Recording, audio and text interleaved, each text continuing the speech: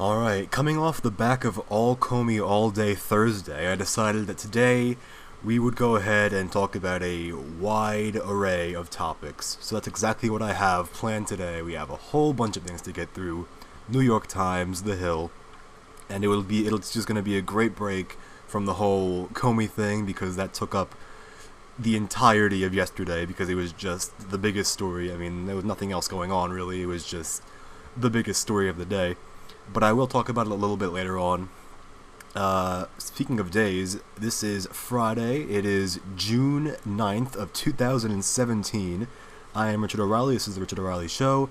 And I'm going to go ahead and jump into it. The first thing we got here, according to the New York Times, Theresa May, despite UK election setback, will form a minority government. So we're getting right into it. So basically what happened is we had the British election yesterday, and the Conservatives lost in a major way. I mean, they still do have these sort of, they're the biggest party, but they've lost their majority, so there's a hung parliament. They had to make a coalition with the Irish Party, with the Democratic Unionist Party of Northern Ireland, in order to sort of hold on to their power. There were some big gains made by Jeremy Corbyn and the Labour Party. Now, a lot of people are characterizing this in the wrong way. The media and a lot of people are spinning it as, oh, this is a big, like, left-wing revolution in Britain. This is like some sort of big left-wing wave against Theresa May and the Conservative Party. But that's just not true, because the polls said, go way before this, that she was going to keep on to her majority, and they were going to win, and it was going to be a big win for them. But the polls ended up slipping in the weeks before the election, and the big reason for that is because Theresa May and her awful response to terror attacks in London and Manchester. Awful responses to both of the attacks. People are trying to say that this is a revolt by the youth and by the left wing against Brexit. This is what they're trying to spin it as now. They're trying to say that this is the British people sort of saying, oh, we made a mistake on Brexit.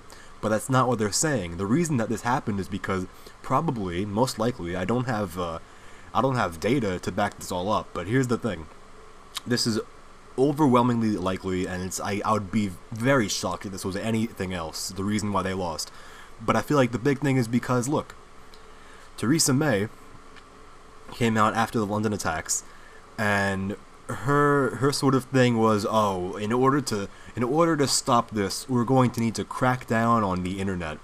And then she even said something along the lines of, oh, we don't have time for human rights. And she said that. Everyone thought that was a big gaffe. Everyone thought that was going to be like, that she was going to come out and say, oh, I had a bit of like a misstatement. I didn't really mean to say that. What I meant was this, and this. But no, she doubled down on that.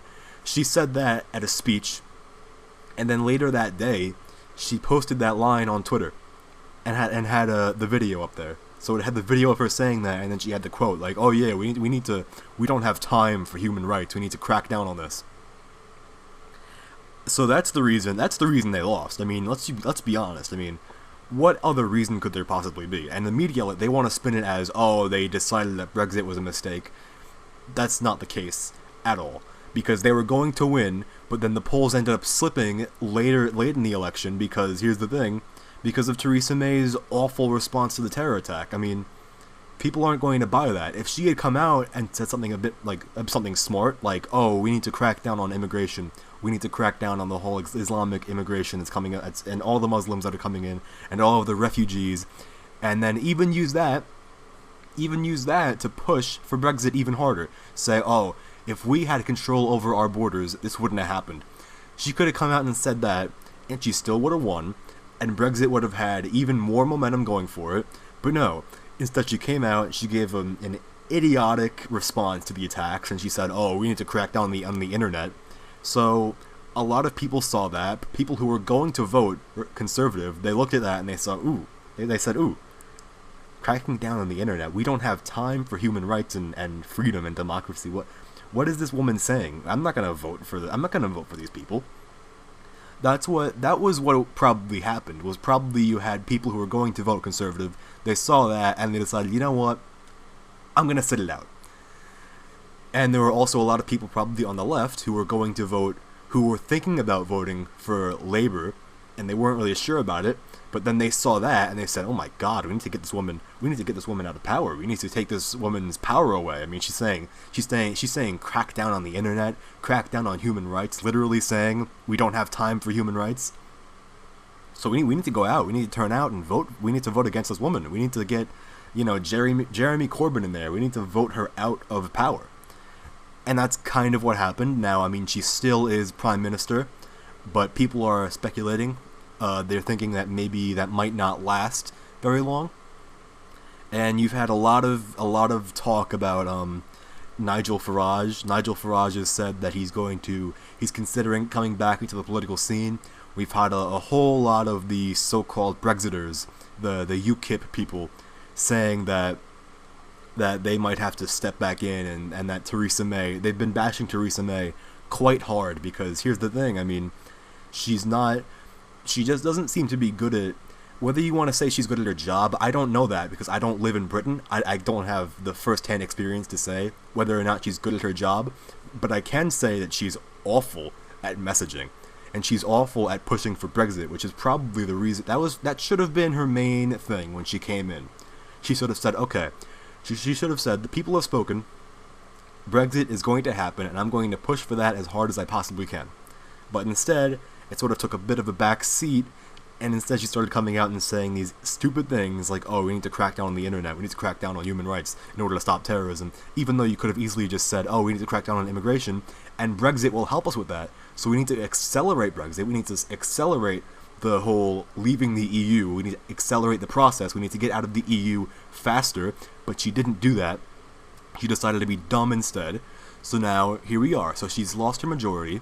This is an election that, by the way, she called for an election. It was a surprise election, just out of nowhere. So this was not scheduled. She goes out, she decides, you know what? We're going to have an election. And hilariously, her big thing was, oh, this is going to be me proving, because I'm not an elected prime minister.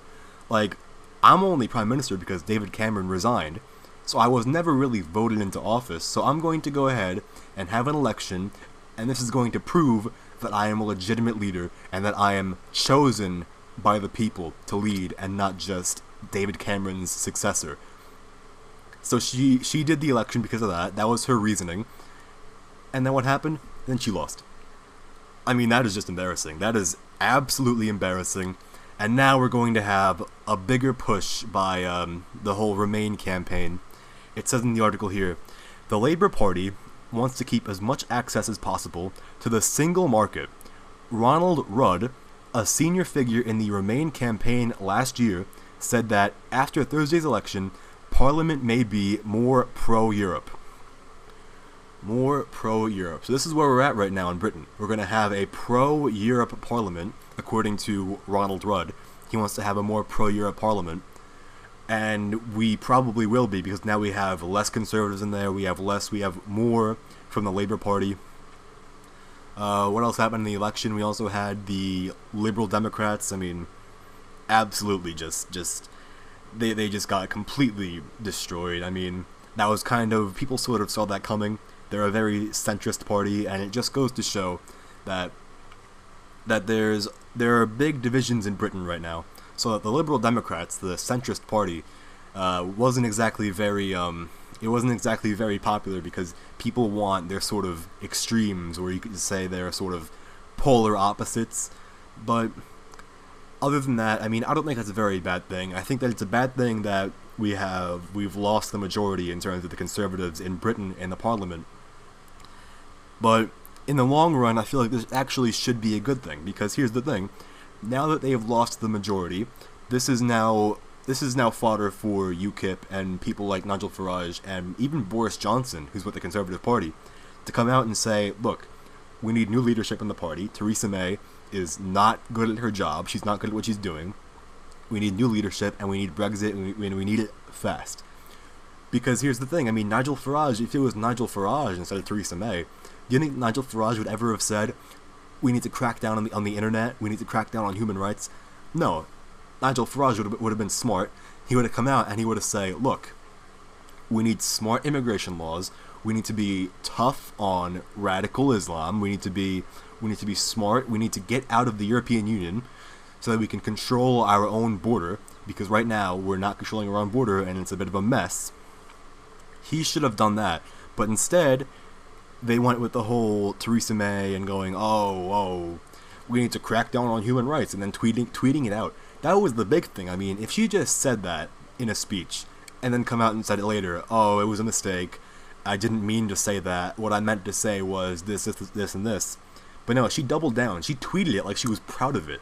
Like she was proud of that statement. Like, oh yeah, we need to crack down on Theresa. She like quoted herself. We need to crack down on human rights. We don't have time for human rights. Quote, Theresa May. And then she had the video of it, her saying it. Like that's like something out of an attack ad. That's like an attack ad right there. And she's just posting it on her Twitter like she's proud of it. So I don't know what she was thinking about that. I have no idea what was going on in her mind. But because of her, whatever she was thinking, whatever was going through her mind, because of that, we now have a conservative minority. We have a conservative, the biggest party, but not a majority. The majority has been lost now. So that's what we have now in Britain. And that's all I gotta say about that. I mean, I really just hope now that after that, because of this whole thing with this whole mess because of the Conservative Party and Theresa May, I hope that this is going to be because of a new surge in sort of this populism, the populist right, Nigel Farage, Boris Johnson, and hopefully a push to leave the EU even sooner, which is maybe unlikely, but you know what? I can see it happening in the near future. So yeah, that's what I had to say about that. I mean, with the whole Britain thing, I mean, European politics is a strange thing, you know? European politics, you can't really understand that well. I mean, especially living here, because people say that in Europe, I mean, we sort of talk about how in here the Overton window is moving to the left, like more and more by the day. In Europe, it's just too far gone already. I mean, in Europe, anyone in this country go to Europe, they'll be called right-wing probably. I don't know if there's anybody in this country that would go over to Europe and be considered left-wing, because Europe has these very strange, the way they do things. I mean, everyone would be considered left-wing if they were in America. I mean, absolutely everybody. And this so-called far-right that's going on in Europe, if they were here, they would be just moderates, because that's what they really are. I mean, they're not far-right, they're not extreme. They're moderates, but because they're in the whole European political sort of area where everything is a bit like backwards and strange, they're considered far right, they're considered extreme, which just doesn't make any sense. And I just don't really know how things go over there. So when I talk about Britain, like, people may think here, like, oh my god, Theresa May, like, she's so like how would she be considered a Republican here? She wouldn't be at all. She wouldn't be considered a Republican here, probably by a long shot. But over there in Britain, she's like far right, extremist. Like even David Cameron, if he was in this country, he would be considered like probably like an establishment Republican or maybe like a corporate Democrat.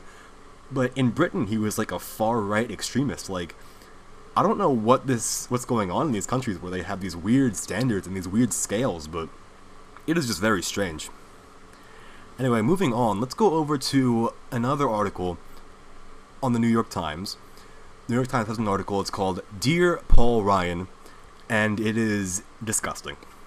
So it's an article about Planned Parenthood, and it's basically trying to force Paul Ryan to support it using these emotional arguments that don't really have any substance. It's just like, oh, Planned Parenthood did so much for me.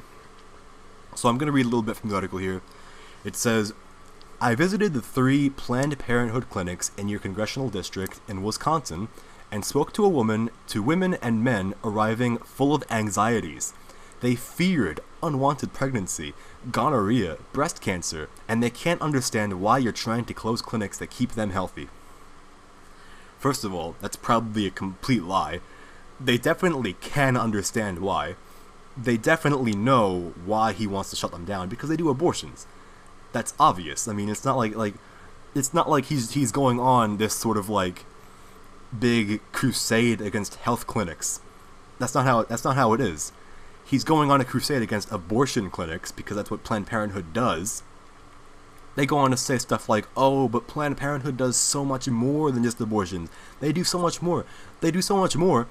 Okay, that doesn't excuse what they did. That's the same argument that liberals hate when it comes to like criminals and stuff like that. Like when they say, "Oh, yeah, he did this one thing wrong, but he did so many. He's like a good kid, and he's going to college, and he goes to church every weekend. He's such a good kid. He did this one thing wrong, but look at the positives. Look at the positive that he does." You can say that about the Nazis. I mean, I know that Democrats like to talk about Nazis all the time, and they say everyone is a Nazi. They can talk about that, how, look, Nazis, look, they killed a lot of people, but they were pretty good for the economy, They were pretty good for the jobs and the military. They were pretty good for all that stuff, so, maybe they weren't all that bad. That's the same logic. That's the same logic they're using here. Like, oh yeah, okay, they kill babies, but, they also do healthcare and all this stuff, so, maybe they're not that bad. That doesn't excuse it. That doesn't excuse anything. So that whole argument is just ridiculous, because if you applied that argument to anything else, it would be considered crazy. If you went out and said, "Oh yeah, the Nazis weren't that bad because, they were good for the economy and for jobs," you would be called crazy. Everyone would think you're crazy. Because it is crazy. It's a crazy argument. It makes no sense. You can't just excuse crimes. Technically they're not crimes, but you can't just excuse these immoral things because, oh, they do good things too. That doesn't matter. It doesn't matter at all. You can't just be forgiven for doing bad things because you did like good things every now and then. And they say, "Oh, it's a minority. It's a minority. They don't do abortions that often. They only do abortions at certain places, and most of the time it's just normal healthcare." But that still doesn't excuse it. That doesn't excuse it at all. You can say like, "Oh man, it's the same thing." Like, I go back to the whole Nazi argument because it's like, the whole Holocaust thing was just a minority of what they were doing. They were doing a whole bunch of other things as well. They were bringing back Germans' territory, and they were bringing back the German economy and German jobs and all that. So you can use the exact same argument. So this whole Planned Parenthood argument doesn't add up at all. They go on to talk about. They bring up some quotes from people that are just like full of emotion and just like trying to guilt Paul Ryan into standing up to Trump on this Planned Parenthood issue, which would just be such a disaster. And you know what? They're going after Paul Ryan because they know that Paul Ryan isn't really the most spine. He doesn't really have much of a spine, so they go after him and they try and convince him, "Oh, please, Paul Ryan, think of all of these things, my feelings and my emotions and all of these platitudes, and just, oh, Planned Parenthood has done so much for me." Okay, maybe it has, but that doesn't forgive what they have done. That doesn't forgive what they're actively doing at so many of their clinics. If Planned Parenthood stopped doing abortions, no one would ever be against it. But that's the thing. You can't just say, "Oh, they do so many good things," and then just, even though they do these bad things, but they do the bad things. That doesn't mean that you can be forgiven because, oh, they do good things too.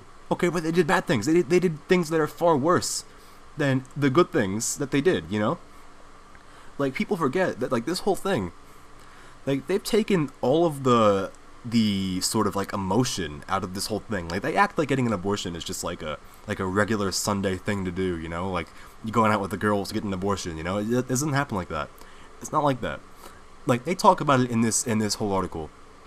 They say unwanted pregnancy. "Oh, I had a pregnancy and I didn't want it." They act like it's so simple, like it's such a simple thing. Like, they just go there and they just decide, "You know what? I don't want this baby. Time for an abortion." It doesn't happen like that. It's an emotional thing, and you end up filled with guilt. You know why you're filled with guilt? Because you just killed a child. You killed a baby. That's why you feel guilt. So it's not as simple as, "Oh, I had an unwanted pregnancy, so I got rid of it at Planned Parenthood." It's much more complicated than that, and you can't just. They try and take the emotion out. They take the emotion out of the pregnancy part, and they put emotion into everything else that they do. So they say, oh, it's an unwanted pregnancy, it's just, abortion, it just happens, it just happens sometimes, they just do it on the side at some of their clinics, but they do all these other things. Think about all the good things they do, and all of the happy feelings they give us when they do the good things. Think about all of the happy feelings they give us when they do good things for us, and think of all the bad feelings we're going to have if you defund them. Think about all the good feelings that we have when they give us healthcare, and all the bad feelings we have when you are going to defund it. They're trying to guilt him into funding Planned Parenthood, which, by the way, the Republicans don't exactly have a good record on defunding Planned Parenthood. They don't have a good record on that at all.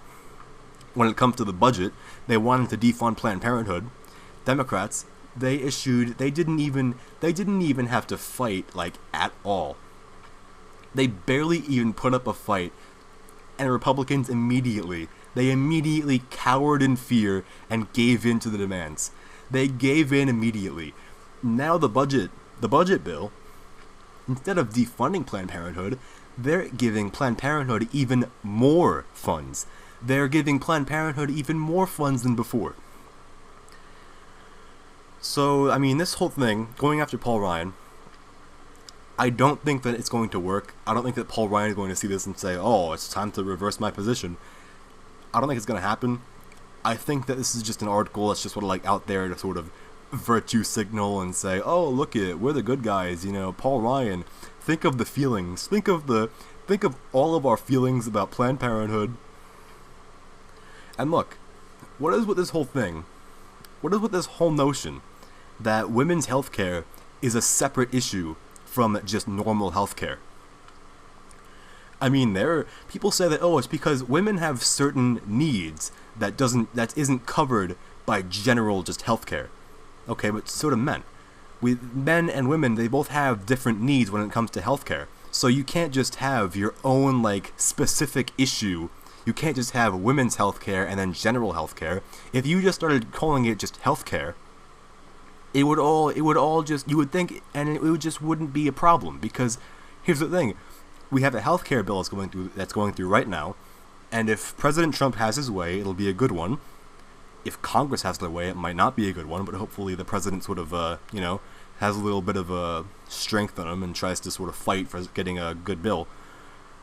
But all that should cover all your needs. And by the way, abortion is not healthcare. This is going to come up later on. Abortion is not healthcare. Okay, it's death. It's killing. It's not healthcare. Okay.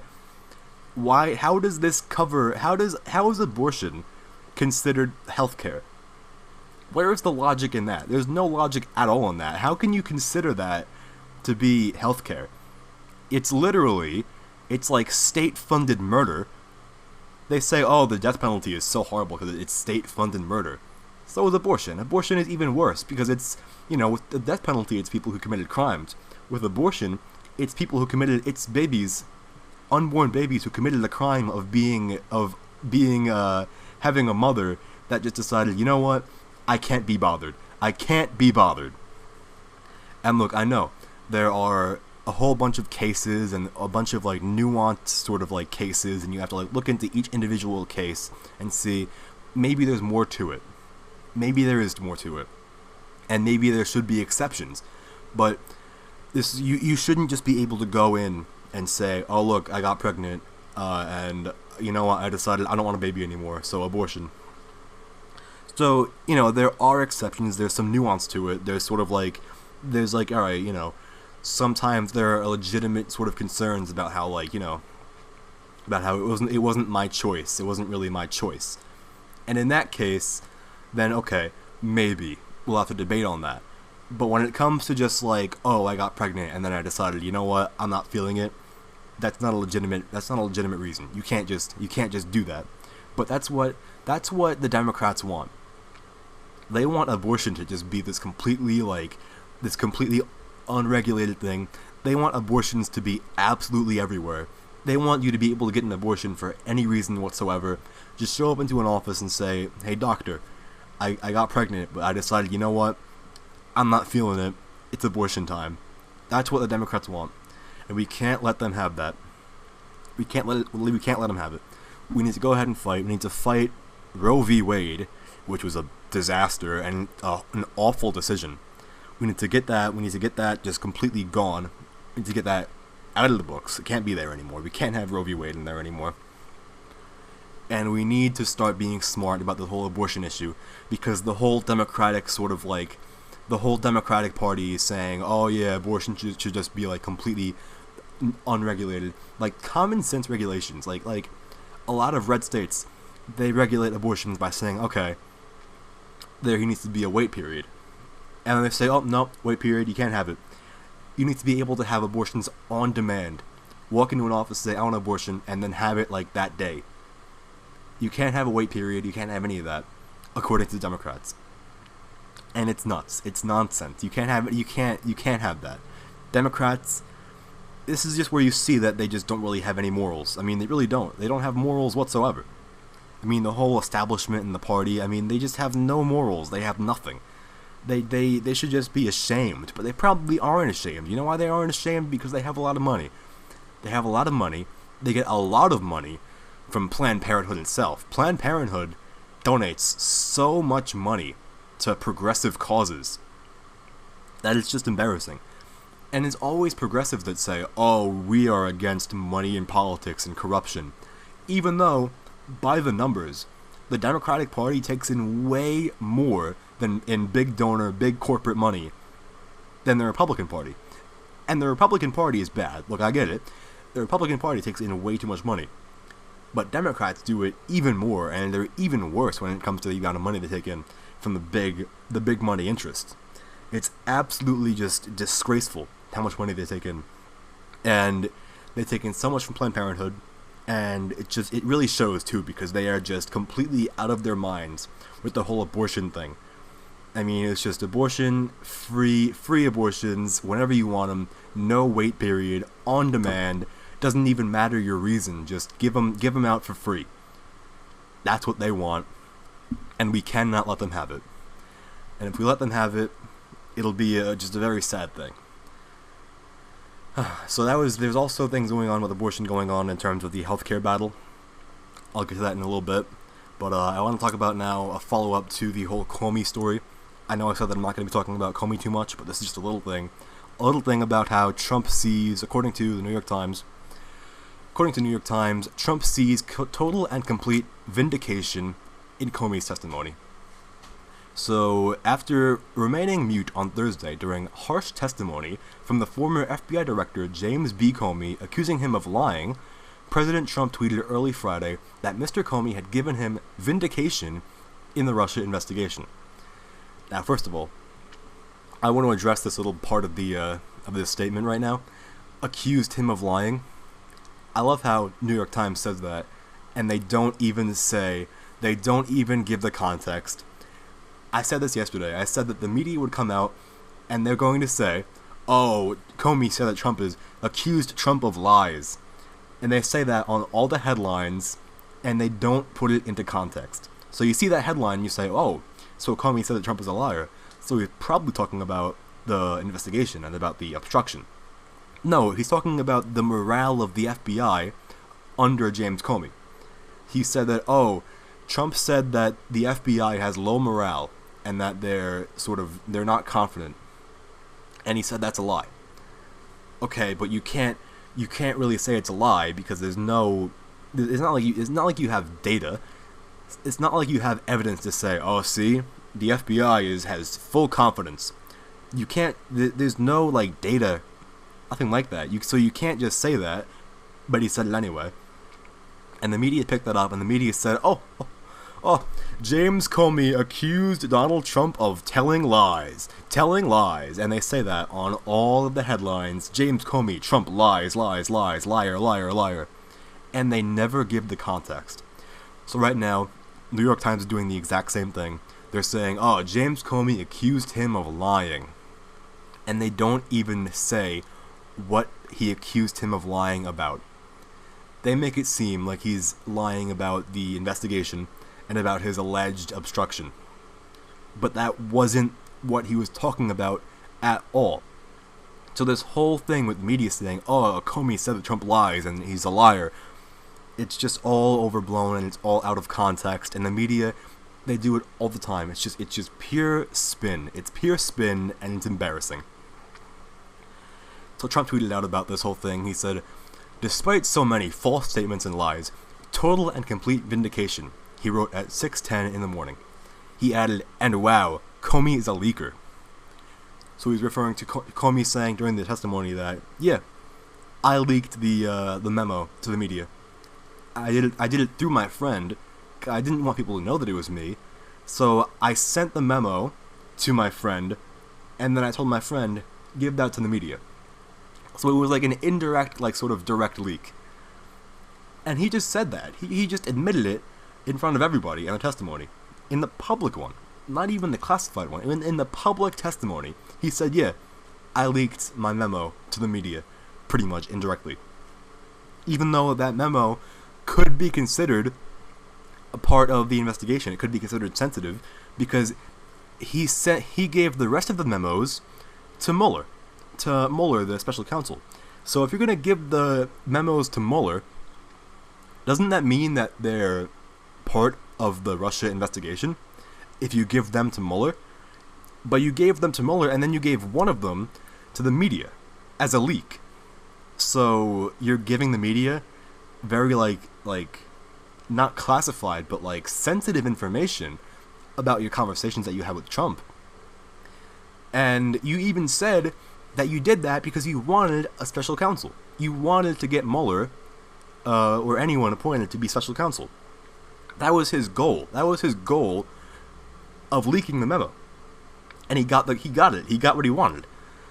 And he said that, and no one talks about it. No one reports on that. No one says, hey, Comey said that he leaked to the media. Isn't that a big story? Isn't that a big deal? No one says that. No one says that at all. And I don't know why. Actually, no, I do know why. Because the media is corrupt, and the media is all Democratic propaganda, and the media is completely into this whole Russia thing. They will never stop with their whole Russia thing. It's just their thing. And they just don't know how to stop talking about Russia. They just don't know how to stop talking about it. They just have absolutely no clue whatsoever. And also, in this article is something that's very important. Mr. Trump's team, led by his personal lawyer, Mark E. Kasowitz, on Friday was preparing a counterattack on Mr. Comey based in part on his admission that he arranged the leak of his account of the conversation with Mr. Trump, in which he says the president suggested the FBI halt its investigation into Michael T. Flynn, the former National Security Advisor. So this whole idea that Trump tried to get him to stop the investigation, the FBI to stop the investigation, is just from nowhere, because all he said was, oh, I hope you'll be able to see this guy as a good guy, and that I hope you'll be able to sort of let it go. And, you know, he said he didn't try and stop the investigation. They say, they make it seem like he tried to stop the investigation. He didn't do that. He let it go. He didn't try and stop it, but he just said, oh, I hope you guys can sort of clear him. That's a thing that you would say in that position, because, you know, Trump and Flynn are sort of a bit close. They've been together for a while. Flynn was campaigning for Trump, and, you know, then he put him on his team. So they're somewhat close. So wouldn't you say about, like, your friend, like, oh yeah, I hope that he gets out. I hope that he's found, like, innocent. And I hope that he's cleared of all charges and everything like that. Isn't that a normal thing to say? And look, you can say, oh, but it's to the FBI director. Okay, it's still just a normal thing to say, because he's not trying to say, oh, stop the investigation, just stop it and clear him right now. It wasn't an order. It was just him saying that he hoped. And even James Comey said that no, saying I hope isn't obstruction of justice. Saying I hope isn't trying to interfere in the investigation. So Comey said that, and that was meant to be like him being cleared of this whole obstruction of justice sort of thing. That was meant to be it, and that should have been it, but the media, what do? They bend and they twist and they spin constantly. They spin it over and over again. They don't know how to stop the spin. they come out with their spin, and they say, oh, look it, this confirms that Trump said that to let him, he told Comey to let him go. He didn't tell him to let him go. He said, I hope he's cleared. That's hope. That's hoping. Hoping isn't obstruction of justice. I hate to tell you, hoping is not obstruction. And then they say, oh, it was very inappropriate. No, it wasn't. It wasn't. They say, oh, it's very inappropriate to say that you hope. It's not. It's a normal thing to say. There's nothing wrong. And then they say, oh, but it's wrong for him to say, I want loyalty. No, it's not. It's not wrong. And then even Comey said it in the testimony. He said that when Trump said that I want loyalty, what Comey thought he meant was that, oh, I want you to stay. I want you to stay with the FBI and stay with us, and not leave. So that's what loyalty means. So how is that a big story? Trump goes up to Comey and says, hey, Comey, I want you to stay. I want you to stay with the FBI. I want you to be loyal. So how is that any kind of thing? And Comey even said, I thought it was just he was saying, oh, just stay with the FBI. But the media takes that and the media spins it and they say, oh, Comey says that Trump wanted him to be loyal to Trump. That's not how it went. That's not, even Comey said that's not how it went. And I mean, the whole Comey thing, Comey, what I think about Comey, right? I think that Comey isn't a bad guy. I think that he's a good guy and trying to do the right thing. But I think that Comey he got caught up in this whole big partisan mess that there's no answers to. Between the emails and the Russia thing, he got caught up in this whole partisan mess, and he just didn't know how to handle it. You know, like he's an FBI director. He's meant to be dealing with like actual issues and like facts and not like, but he was getting screamed at by both sides. Like, oh, everyone said, oh, he mishandled the email scandal and he mishandled the Russia investigation, and then he got fired because of it. And then he said all the statements, and then they got taken out of context, and they got spun.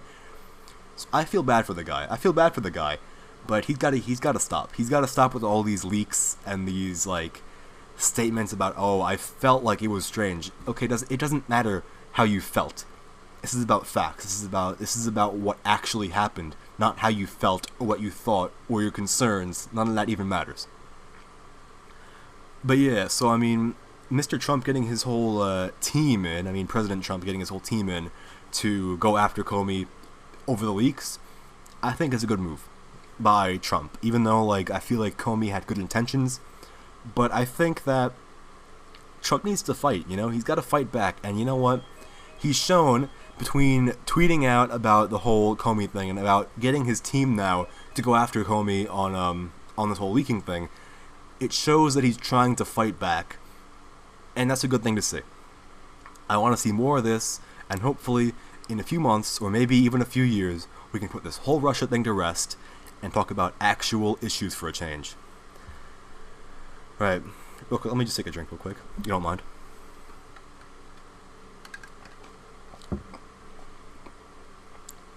Wonderful. Nothing better than a nice sip of cold ice water. It is so hot out right now, it's crazy. It is so hot, I'm still sick, I'm gonna be sick for absolutely ever. I'm never not sick, and it's just so hot outside right now. And I'm sitting here, I've got my fan facing the other way, because I don't want it to be too loud in the microphone.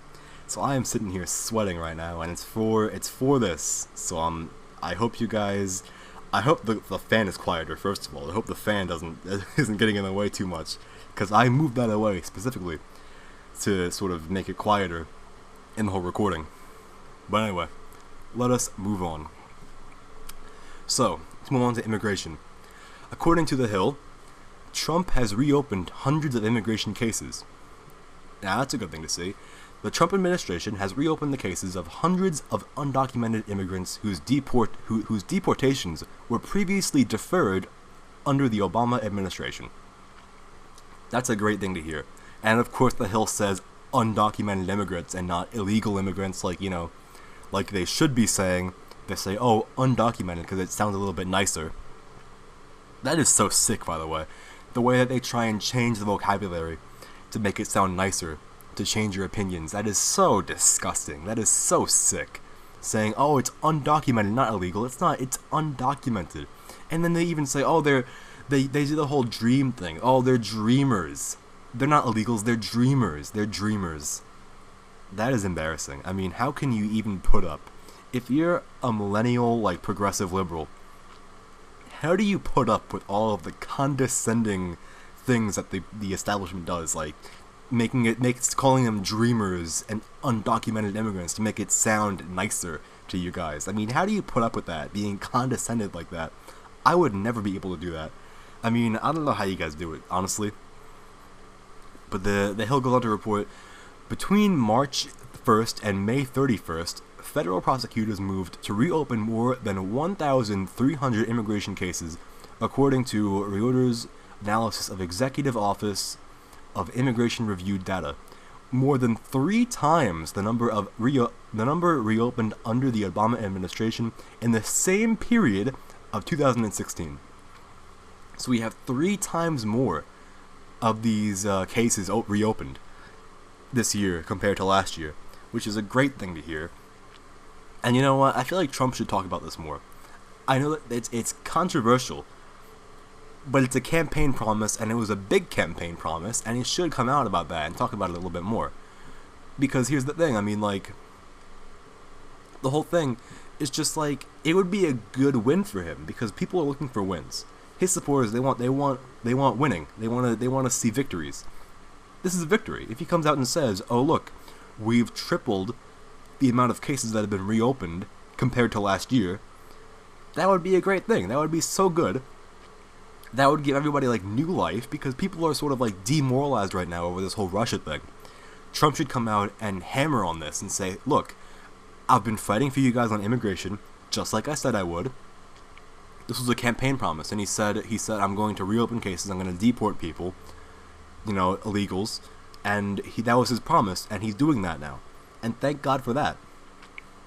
But for some reason, this isn't really being done very publicly. He's been very quiet on the whole thing. And I know it's because it's a controversial kind of thing, and you don't want too much of that liberal outrage. You don't want the 600,000 marches and media stories about how, "Oh my God, hashtag March for Illegals, hashtag March for Dreamers," or something like that. Yeah, he doesn't really want that. But you know what? I say just go with it anyway. Just do it. Because even if they do their little marches and their protests, like, people are going to see that and say, "Oh wow, these people are out of touch, and these people are strange, and these people are really annoying with all of their constant marches." Like, they don't get that. They don't get that they do their marches. It makes them look bad, because they just come off as, like, whiny and bitchy, and, like, nobody wants that. They come off like liberals don't get the, like, the whole, like, college campus, like, feminist, like, condescending, smug attitude where you complain about everything. It's not a good look for you guys. It's not a good look. It doesn't make you guys look good. And they don't get that. It's like every of these, like, all these young liberals and all these, like, young progressives, they all have, like, this just overwhelmingly condescending and smug tone about them that just is so unbearable. But for some reason they just don't really get that. They don't understand, like, hey, you're being really, like, condescending, and, like, you're not appealing to anybody. Like the Young Turks. I mean, the Young Turks, by the way, I mean, between all of their hosts, I mean, they're all so, like, smug and condescending and, like, above it all and, like, morally superior, and they just don't. That's not appealing to anyone but your own base. Like, your base loves that. Your base loves the whole smug attitude.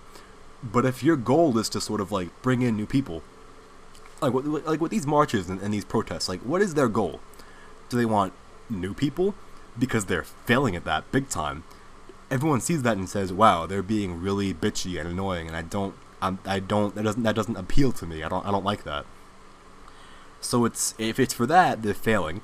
If it's for energizing their own base, it may be working a little bit, but a lot of people who are sort of like Democrats, who are moderates or centrists, they might say, "Ooh, these people are, like, I don't want to be, like, associated with these people." Like, I see a lot of people who are, like, ashamed to be Democrats because they see these people and they say, oh my god, stop. You're embarrassing all of us. You're embarrassing all of us. And when you have like Nancy Pelosi coming out and doing her resistance rallies, and people like Keith Olbermann who go on YouTube and they talk about Russia and they yell and scream for like minutes on end about Russia. I don't know how they do it. They yell and scream. Like, normal, moderate Democrats see that and they say, oh my god, stop. Like, oh my god, you're making us all look bad. You're embarrassing all of us. Please stop. Like, so you're not doing a good job when it comes to getting new people on board. When it comes to energizing your own base, you're not doing a good job either.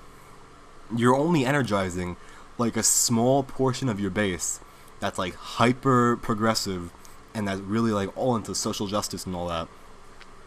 Everyone else looks at that and they say, oh my god, that's embarrassing. Like, how could you, like pussy hats, wearing pink hats with cat ears on them? That's your protest? Really? That's embarrassing. That's embarrassing. Pussy hats? I mean, what is that? What is that? And then when you have Nancy Pelosi coming out and doing her resistance rallies and the March for Truth. March for Truth, where they come out and said, oh, we demand answers with Russia. People see that and they say, oh my god, that's embarrassing. Like marching for Russia, that's kind of embarrassing. Why can't you march for like things that actually matter? They do marches about like, oh, march for science. Okay? Science isn't under attack. No matter what you think, it's not under attack. Science is still science. People still respect science. March for Truth. I mean, Russia isn't a thing. Russia isn't a real story. I mean, get real. Russia isn't an actual like story going on. Like Russia isn't the biggest scandal. Russia isn't Watergate 2.0. Russia isn't the biggest threat that our country's ever faced. I mean, get real. Be honest. But I mean, they do all these protests, and I just don't get it. And you know, that's why I feel like Trump should do the whole thing with immigration. He should make it public. He should brag about it. He should say, oh, we've been deporting so many illegals. It's been so great. He would get so much love from everybody because, I mean, his base would love it. Democrats would come out and they would do their whole, like, their fits and their screeching about, oh my god, deport, I mean, not deport, impeach, and they do that all the time, by the way. I say impeach, and everyone who's, like, in the middle, who's not really a part of, like, either base, they would come out and say, oh my god, like, why are they freaking out about this whole immigration thing? Like, it's logical. You have people who live in the country illegally, they broke laws, they're not even citizens, so yes, they should be deported. It's obvious. Like, why? How is that even an issue? How is that even up for debate? Like, they're here illegally, they didn't follow our laws, like, yeah, deport them. That doesn't make any sense. Why would you keep them here? Why would we keep them here? Why would we do that? Then they say, oh, well, we can do that, but we only need to deport the criminal illegals. But they're already criminals because they're here illegally. That's the whole thing about illegal immigration. So this whole immigration thing is great news, and I hope that Trump keeps it up. Number one, keeps it up, and number two, starts to brag about it more, because I think that it's going to be like a big victory for him, and it's going to really energize his base, big time. So I also have an article from The Hill about Bill O'Reilly, who's talking about how he should have fought back like Sean Hannity. Bill O'Reilly, it says in the article, former Fox News host Bill O'Reilly said he should have fought back harder against critics while at the network and praised Sean Hannity for how he handled a similar situation last month. So for those who don't know, Sean Hannity had a thing going on his radio show, and I watched it. He was talking about Seth Rich. Seth Rich, it was a DNC staffer who was allegedly the leaker. He was the one who allegedly leaked the emails to WikiLeaks and not Russia. And then he was murdered, and the case is still unsolved. So Sean Hannity brought up the point on his show, and he said, look, it's a bit suspicious. I mean, he was murdered. He was allegedly, he might have been the leaker about the whole DNC emails. He might have leaked them to WikiLeaks and not Russia. And then he was murdered. and then it was never solved. And then they say, oh, it was a botched robbery. Okay, if it was a botched robbery, then how come there was nothing stolen?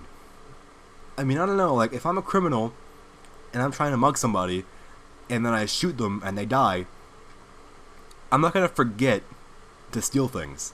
If that was the whole goal of killing them, to take their things, I'm not gonna forget to take the things, you know? Like, it's just...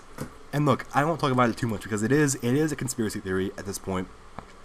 There's no solid evidence for it, so I won't talk about it too much. But there is a case there, and there should be investigation. And all Hannity wanted to do was investigate. He came out and he said, "Okay, look, I'm gonna get a team. We're gonna go out. We're gonna get to the bottom of this. We're gonna find out what happened, like real journalists do. They investigate, unlike, you know, like mainstream media journalists that just talk about Russia all the time." Sean Hannity said, "Okay, look, we have a case. We don't know what happened. We're gonna find out what happened. We're gonna get to the bottom of the facts. We're gonna get to the bottom of it. We're gonna find out what really happened with Seth Rich, and we're gonna bring you guys the story. We're gonna bring you guys the facts and the news." That's all he said.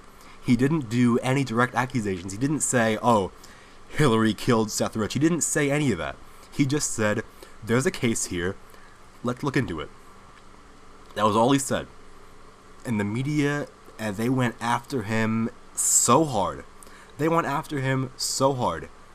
And then Media Matters for America, which is a crazy left-wing organization that shouldn't even be around, that's meant to sort of like monitor the media, even though all they do is just attack right-wing media. Media Matters, they tweeted out a list of Sean Hannity's his advertisers on his radio show, the ad providers, and they said, "Hey, look, here's the ad list. Oh, you do what you want to do, guys. Do whatever you want to do. Here are all of their phone numbers and all of their email addresses and their websites. Do what you want to do, guys." And then Sean Hannity said, "Hey, you guys are telling your people to go in after my ad providers and say, cut off Sean Hannity." And then they said, no, we didn't. All we were doing was just saying, oh, here's a list of his advertisers. That's it. That's all we did. But that's not a defense. You put out a list because you did it for a reason. You don't just put out a list of advertisers and just say, okay, here's a list, and that's all we wanted. We just wanted to give you guys a list of his ad people. Here's a list of them. You don't just do that. But they did that, and they did it for a reason, because they wanted people to go and call them and say, "Hey, look, Sean Hannity, this guy's not too good, you know, just cut this guy off a little bit." So they did that, and then we had the USAA say, "Okay, look, we're gonna bail on the Sean Hannity show." And then Sean Hannity said, whoa. And then there was a whole public outcry over them leaving his show. And there was an outcry that actually forced them. They reversed their decision and they said, "You know what? We're gonna have ads on his show again." So we had a real like grassroots movement to get Sean Hannity and keep him on air, and it worked. And since then he's been on air and everything's been sort of quiet.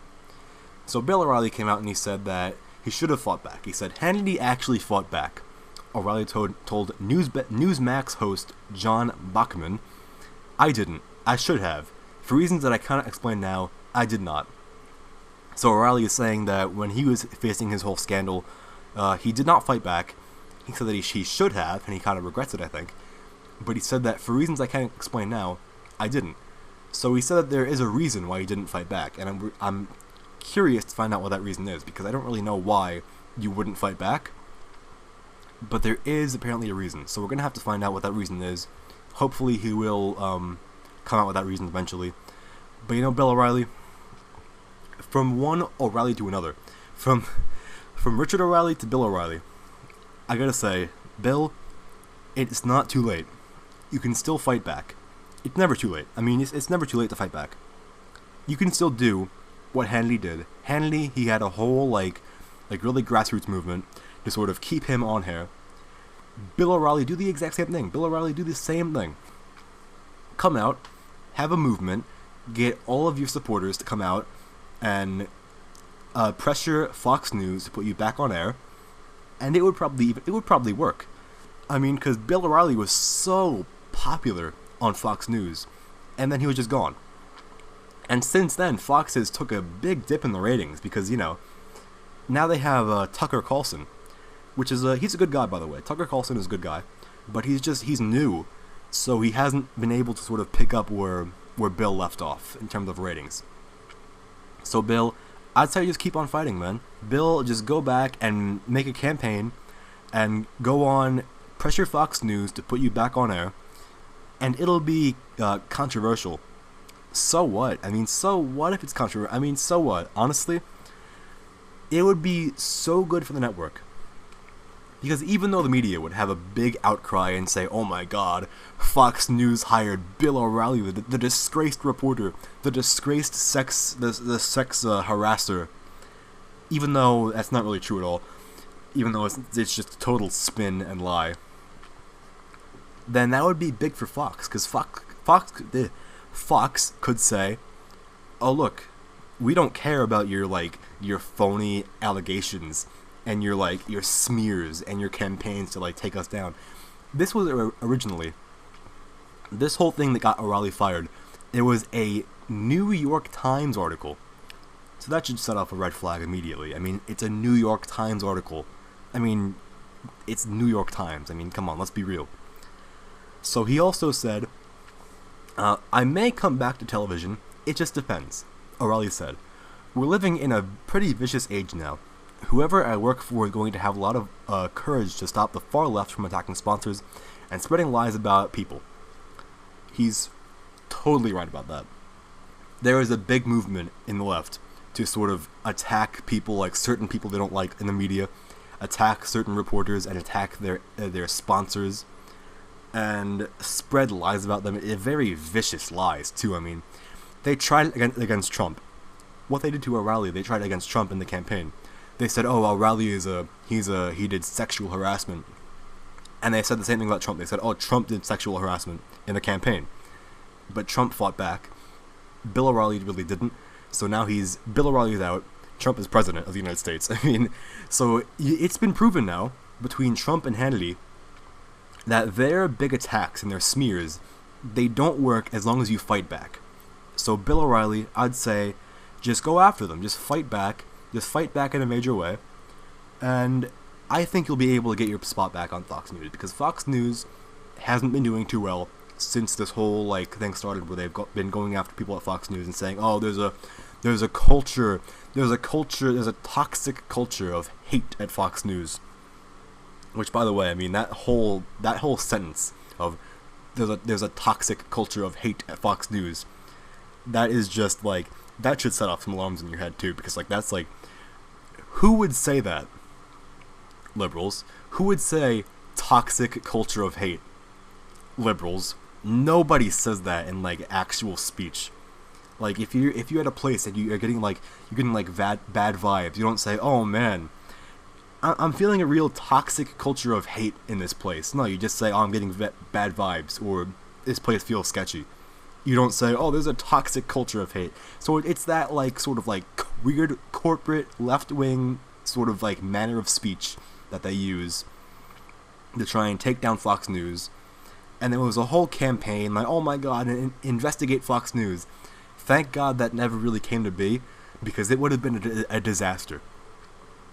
Even though there might be some trouble for Fox News, though, because they have these new owners, these new sons that are in here trying to run things, and they want it to be more woman-friendly and centrist. Good God, don't do that. If Fox News becomes more centrist, we're going to have a big vacuum of right-wing media, because Fox is the only mainstream right-wing news source in the entire country. There's nothing else. I mean, you have Breitbart, you have internet outlets, but they're not mainstream. Fox is the only mainstream right-wing outlet out there. Even if they are sort of center-right, they're at least a right-wing voice in the whole spectrum of left-wing media. But if they go it'll be a disaster. That's about it. We're we're at about an hour. It is Friday right now. I mean, it has been one hell of a week. It has been a great week. It's been way too hot. We have a lot of things going on between Comey and all this stuff. Next week we'll be looking into the whole Congress thing. They're talking about new sanctions on Russia. Hopefully that does not happen at all, because that would be a disaster. But anyway, yeah. That has been the show for the day. I mean, that's been the show. It's been a great week. Have a fantastic, wonderful, the best weekend you can possibly even have. Have the best weekend of all weekends. Like, all other weekends will be put to shame. Have this weekend be the best one of all time. Thank you for listening. I have been Richard O'Reilly, and thank you very much.